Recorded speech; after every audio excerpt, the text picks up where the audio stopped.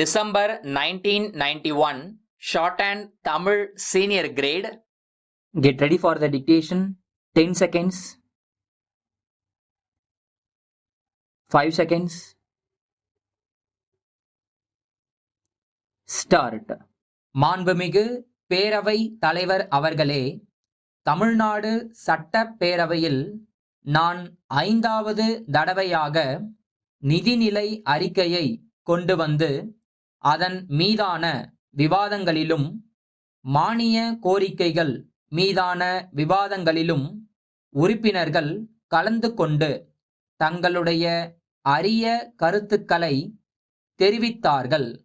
அவற்றுக்கெல்லாம் சம்பந்தப்பட்ட அமைச்சர்கள் அவ்வப்போது விவரமாக பதில் அளித்தார்கள்.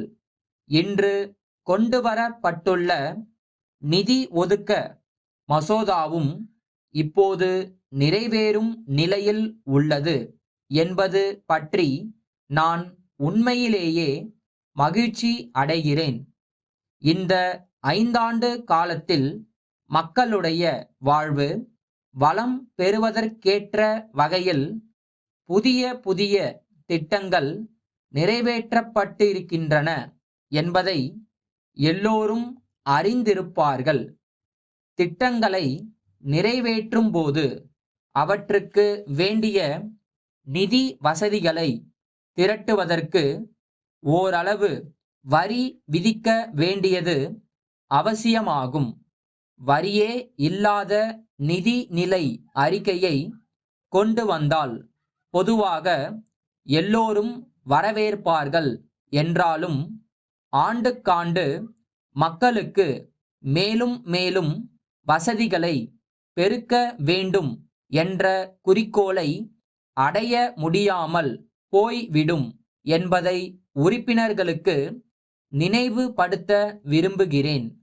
வரி விதிப்பை பொறுத்தவரையில் வசதி படைத்தவர்களிடமிருந்து ஓரளவு வரிகளை பெறும் வகையிலும் வறுமை கோட்டிற்கு கீழே இருக்கும் மக்களுக்கு வரி சுமை இல்லாத வகையிலும் இந்த அரசு கொள்கை ஒன்றை பின்பற்றி வருகிறது என்பதை இங்கே சுட்டிக்காட்ட விரும்புகிறேன்.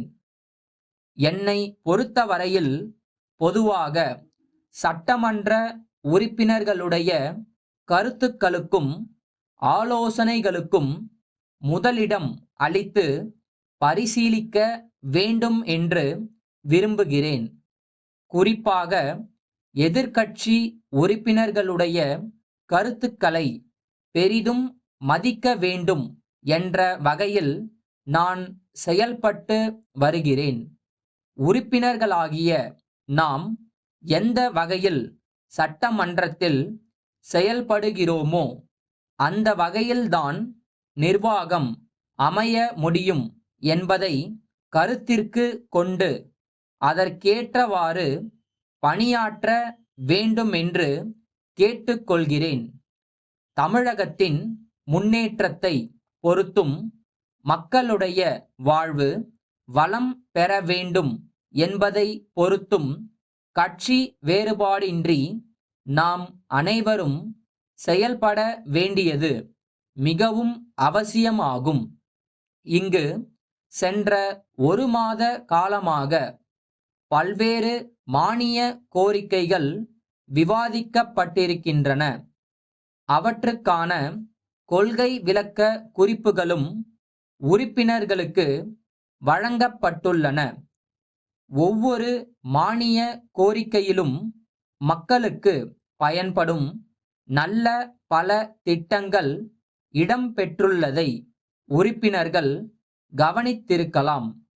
அவற்றையெல்லாம் சிறந்த முறையில் பயன்படுத்தி தங்களுடைய பொருளாதாரத்தை உயர்த்தி கொள்ளும்படி மக்கள் மத்தியில் எடுத்து சொல்ல வேண்டுமென்று கேட்டுக்கொள்ள விரும்புகிறேன்.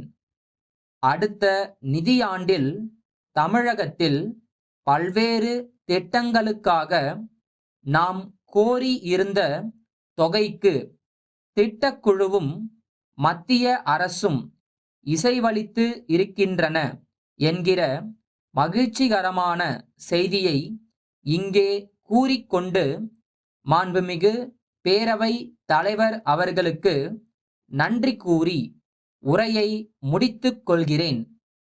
கரூரில் ராஜன் சாலையில் உள்ள அம்புஜம் அச்சகத்தின் மேலாளர், மதுரை மேல மாசி வீதியில் உள்ள நாதன் கூட்டமைப்புக்கு 6/11/1980 தேதியிட்டு எழுதிய கடிதம்.